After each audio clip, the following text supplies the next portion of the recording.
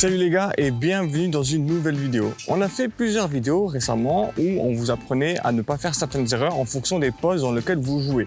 Aujourd'hui, un peu le même concept, mais cette fois-ci, on va voir ça de façon plus globale.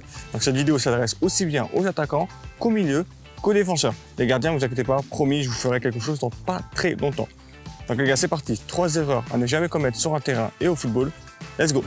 Ok, donc bon, la première erreur qu'il faut à tout prix éviter de faire sur un terrain de foot, c'est de jouer uniquement avec vos pieds.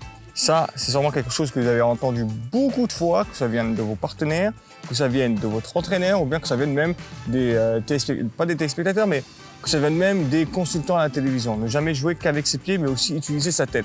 Même très récemment, Ibra a dit que s'il pouvait jouer aussi longtemps à ce niveau-là, on a 38 ans, je vous rappelle, il joue au Milan AC, il score tous les matchs, il a dit parce qu'il a appris à jouer plus avec sa tête qu'avec ses pieds. Et que dans tous les cas, jouer avec sa tête, le reste du corps suivra forcément. Donc qu'est-ce que ça veut dire? Qu'est-ce que ça implique? Tout d'abord, sur un terrain de foot, il faut savoir analyser le match, la situation dans laquelle vous vous trouvez, c'est primordial. Et ça, vous vous en doutez, c'est pas avec vos pieds que vous allez le faire. Donc lorsque vous vous trouvez dans une situation, essayez d'analyser plusieurs facteurs. Qu'est-ce qui arrive? Où sont vos partenaires? Où sont vos adversaires? Qu'est-ce que vous devez faire? Comment se tourne le jeu? Quelle est l'action à effectuer? Vraiment, utilisez votre tête. Si un défenseur qui presse sur vous, regardez où est-ce qu'il va presser et ensuite vous aurez juste à anticiper et avoir un temps d'avance par rapport à ce défenseur-là. Ça veut aussi dire apprendre de ses erreurs. Si vous avez remarqué quelque chose chez votre adversaire qui vous a battu à l'instant, réutilisez ce truc que vous avez remarqué et réutilisez contre lui pour pouvoir justement progresser et passer outre le défenseur. Apprenez de toutes les erreurs. Si vous ratez une passe, dites-vous pourquoi j'ai raté cette passe. Mais en plein match, dites-vous pourquoi j'ai raté cette passe. Ok, donc maintenant je vais faire comme ça pour pouvoir la réussir la prochaine fois. Donc il faut apprendre de ses erreurs, il faut aussi apprendre de l'adversaire, essayer d'apprendre comment il joue, quelle façon de fonctionner il a de jouer. Et vous allez voir que ça vous permettra d'avoir tout le temps, mais quasiment tout le temps, un temps d'avance sur votre adversaire et sur le jeu en général. Et ça fera la différence. Parce que comme Ibra, qui n'est pas très rapide, qui n'est pas très endurant maintenant qu'il est vieux, et surtout qui a eu une très grosse blessure, il arrive toujours d'avoir un coup, 2 coups d'avance qui lui permet de marquer à quasiment tous les matchs.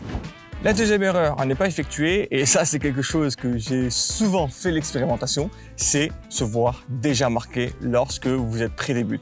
Et ça, c'est horrible parce que le geste peut vraiment être le plus facile à effectuer. Si vous voyez déjà marqué, vous pouvez vous louper et c'est quasiment sûr que vous vous louperez. Soit vous allez vous précipiter au niveau de votre geste et vous allez soit louper la balle, soit frapper trop tôt, soit vous n'allez pas vous concentrer et la balle va partir au-dessus des buts. La pire situation, c'est de vous retrouver à la distance où je suis par rapport au but. La balle vient sur vous, vous frappez et sans faire exprès, la balle monte au-dessus et sort.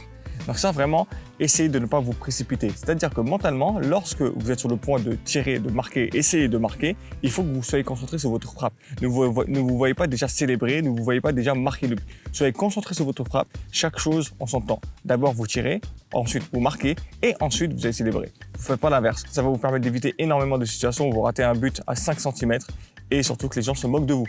D'accord? Donc surtout, ne vous voyez pas marquer d'avance. Ok, la troisième, c'est quelque chose que j'ai énormément vu chez mes amis et chez moi-même. Donc moi-même, je ne me considère pas comme tel, mais chez des amis qui ont été des cracks, mais qui maintenant n'ont rien fait, c'est se reposer sur ses lauriers. Lorsque vous avez pour objectif de devenir le meilleur, voire même de percer, il faut constamment vous remettre en question, constamment vous mettre à l'entraînement, constamment travailler.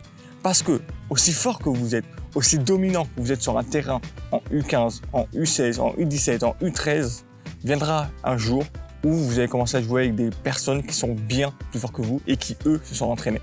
Donc, si vous restez focalisé sur ce que vous savez faire par rapport aux personnes qui vous entourent, donc je suis le meilleur, ça ne va pas aller lorsque vous allez commencer à avancer dans l'âge et lorsque vous allez commencer à affronter des équipes de plus en plus fortes. Donc surtout, ne vous reposez pas sur vos lauriers, mettez-vous au boulot, mettez-vous constamment au travail et surtout, le plus important, remettez-vous toujours en question.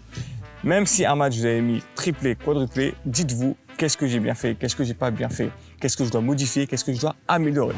Donc voilà les gars, c'est la fin de cette vidéo. J'espère que vous aura plu. Ces erreurs-là, s'il vous plaît, vous allez les graver, les écrire sur un cahier, les graver dans votre tête. C'est primordial, c'est important. Vous devez à tout prix les retenir et surtout que ça devienne automatique chez vous de ne pas faire toutes ces erreurs.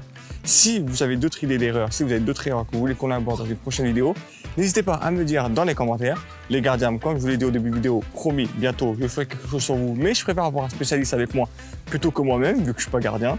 Et nous, on se retrouve la prochaine fois pour une prochaine vidéo, les gars. Ciao!